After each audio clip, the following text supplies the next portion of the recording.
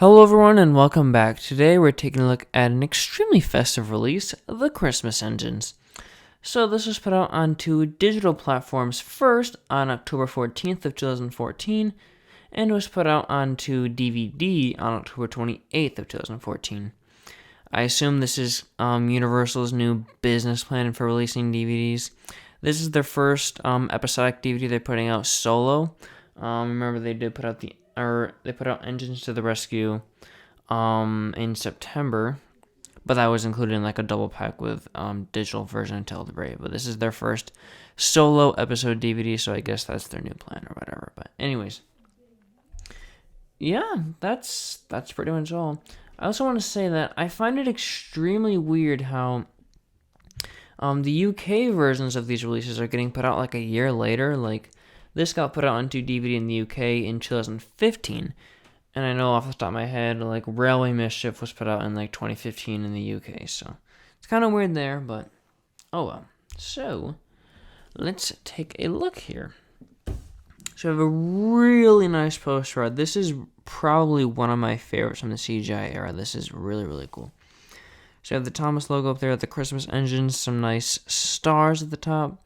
I love that shade of blue too. The blue and the red of the Christmas Engines contrast really well. This is also the Thomas logo and the Christmas Engines, as well as Thomas and Percy are embossed, which is awesome. Is Santa? No, Santa's not. But we got Santa with his reindeer. Is Rudolph there? Oh, Rudolph's right in the middle there. You can see that. Oh, that's so cute. They go in front of the moon there. And there's Thomas and Percy with their snowplows and some presents. Yeah, really cool poster. I love this. On the side here, Hit logo, Thomas and Friends logo, the Christmas Engines, Thomas, nice like gold ring. That looks really cool. Universal logo, it's the same on this side as well. Go to the back here. On track with Christmas cheer, Thomas logo again, not embossed. Nothing on the back is embossed. There is the description, excuse me. There's Thomas again with a bow and some lights, and I believe that's garland or holly or mistletoe or something. He's got more presents and trees back there. There's another tree right there. Bonus features, it's Christmas time, sing-along music video, and Guess Who puzzles. I still want them to put those other bonus features on here, but who cares? There's a little sticker right there that says disc made in Mexico. Interesting. And then there's all your stuff on there. Notice how this is a very plain back because the actual case itself has like technical specifications, like you can see widescreen in Dolby Digital right there, but it's not on the actual slipcover. So yeah, really awesome slipcover. I did get this in that lot with like Spills and Chill or Thrills, in Trouble on the Tracks and stuff. So really cool. And everything else is basically the same. Here is the inside. There's the disc. You can even see how cheap it is. Like, it's not high quality at all. It's very rough. It's like sandpaper. And then I was talking about this with Engines to the Rescue last week, but they're still technically using eco cases, but they are filling in the recycling logo, so I don't know what's going on here. Let's see, is the back behind the disc filled in? Aha, it is. That's good. Awesome. Let me just pop this in. There we go. We'll slide it back into the slipcover here. And we'll be good to go. So, what episodes do we have on here, my friends? Well, we have Last Train for Christmas, Long Lost Friend, Duncan the Humbug, Duck in the Water, and The Perfect Gift. Now, coming into this release, I had pretty good memories of the DVD, and I thought, all these episodes are going to be pretty amazing. And most of them are pretty good. There are two in particular that are absolutely fantastic. The other ones are either mediocre / kind of good to eh. I will also say, though, I'm looking on the wiki here. Mark Morahan does do the narration for the entire release here, but apparently Michael Brandon does the narration for the Guess Who puzzles in the US, so that's a little interesting. So yeah, let's go to my list here. Let's talk about these episodes. Last Train for Christmas. Oh my goodness, this is a great story. Probably one of the best written episodes of the entire show. Let me move my mic a second. Sorry. It feels... Oh, sorry, I've hit the camera. It feels very Christopher Audrey Railway series. His stories are usually hit or miss, but this one is an absolute hit. I don't know if I'm in the minority when I say this, but I do think that the Brenner CGI Christmas episodes are better than the model series. I'm not saying those are like bad or anything, but these newer stories just really hit home and feel like they have a lot more to say and do, and I just enjoy them a lot more. They feel very Christmassy. Yeah.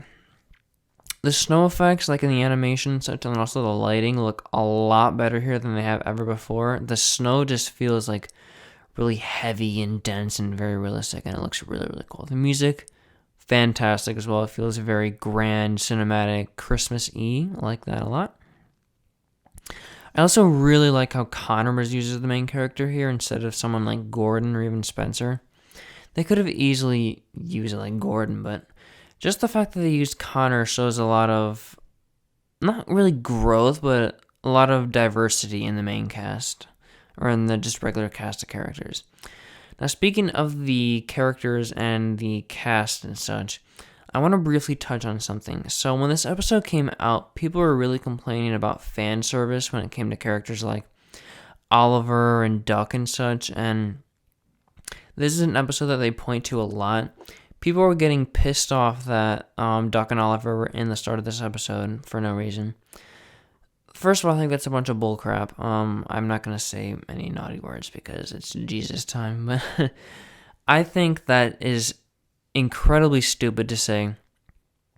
Duck and Oliver were in this episode for no reason at all. They have no service for the plot at all. Okay, well, kind of, but they did this one so the kids could get more familiar with these returning characters and to diversify up the cast. You gotta think, Sodor is this huge island with so many different engines, and it gets really boring when you see characters like Thomas, Percy, James, Emily, etc. everywhere in every single episode. So, of course, they're gonna put these other characters here just to make the island feel a lot more alive, and so it doesn't feel like the island is only running on 8 engines. I think it's nice. I think it's really cool that we get to see these old characters. I don't really care about fan service either, because if the story is entertaining, then I don't care. Going back onto positives, I think this episode could have been a really sick comeback for Hero. So toward the end of the episode, Emily is clearing the tracks to Vickerstown Bridge for Connor, but the snow is really deep and she can't make it, so Hero is actually plowing from the other direction.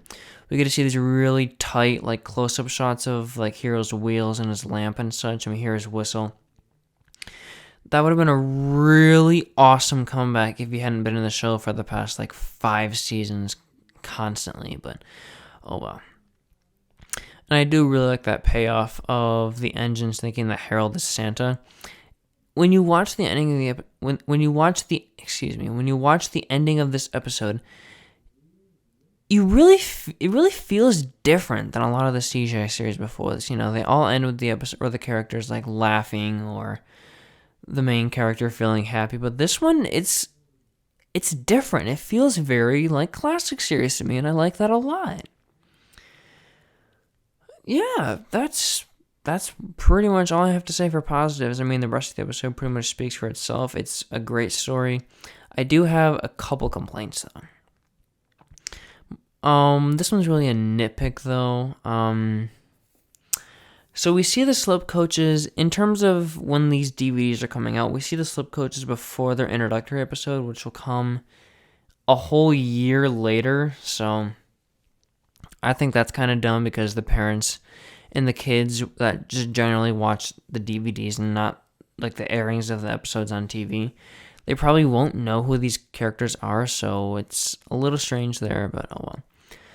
And also, I don't really get any sense of danger when it comes to the slip coach rolling through the station. I mean, the passengers could just get out and walk. I mean, they stopped just like probably like 20 feet outside the station, but they kind of played that off as, oh no, the passengers are gonna like die or get dropped in the snow, but they weren't.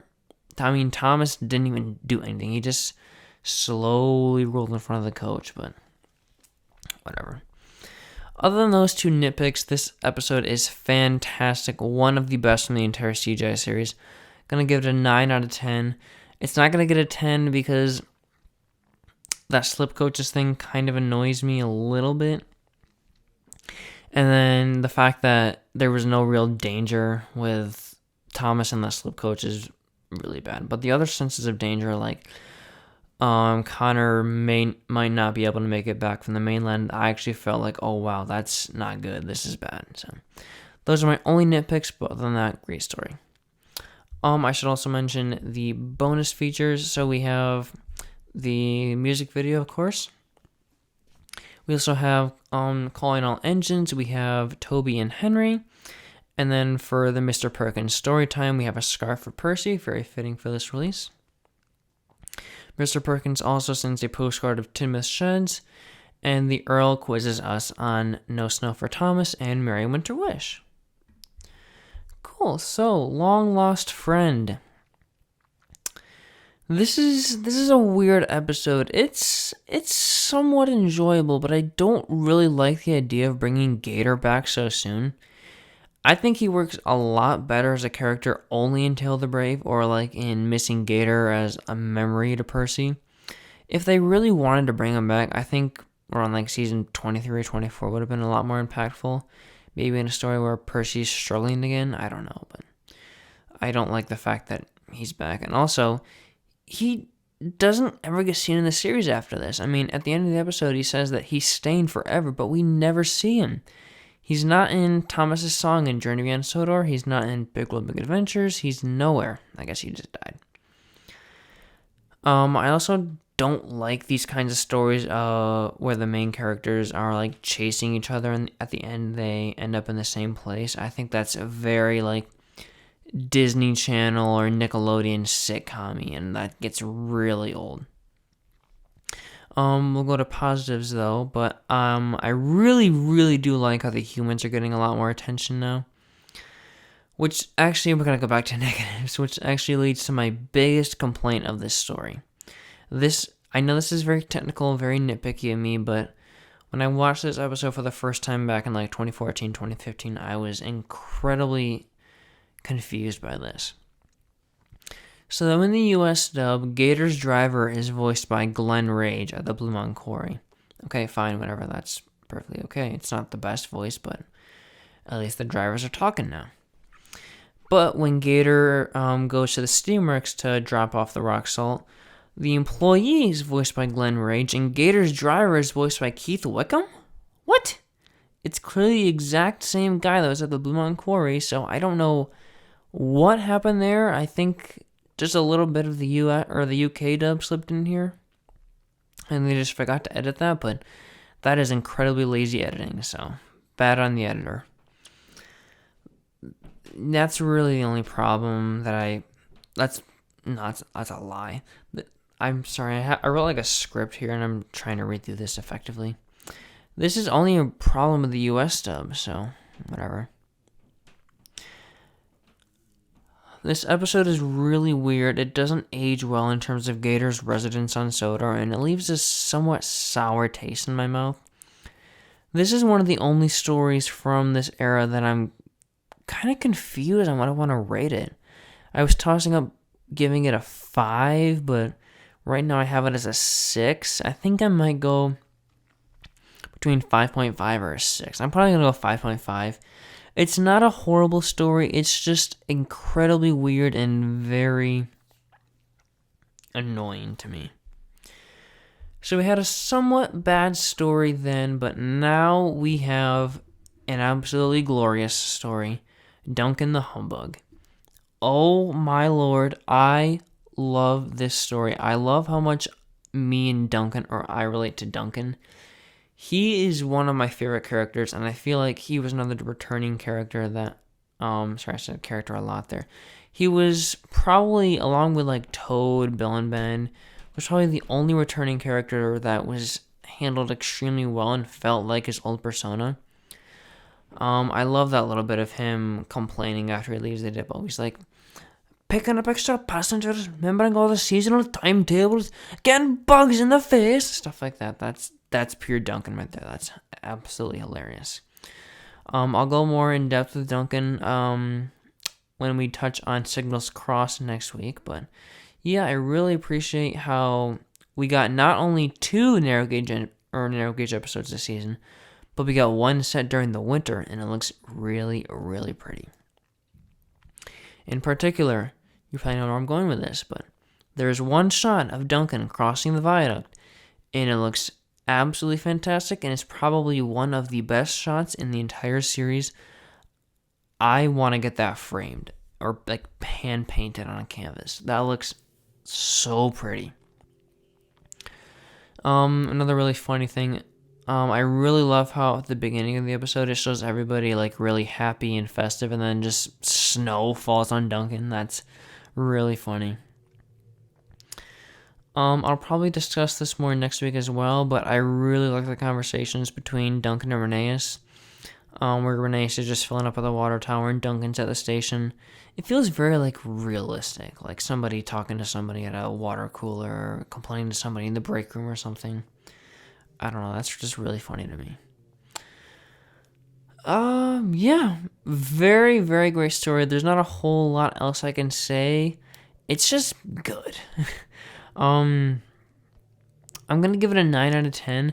The only reason I'm not gonna give it a 10 is because the sets, while I did say the overall aesthetic was very pretty, I don't like how the sets are just reused standard gauge sets just with narrow gauge track. I think that's incredibly lazy. And I'd also like to suggest something.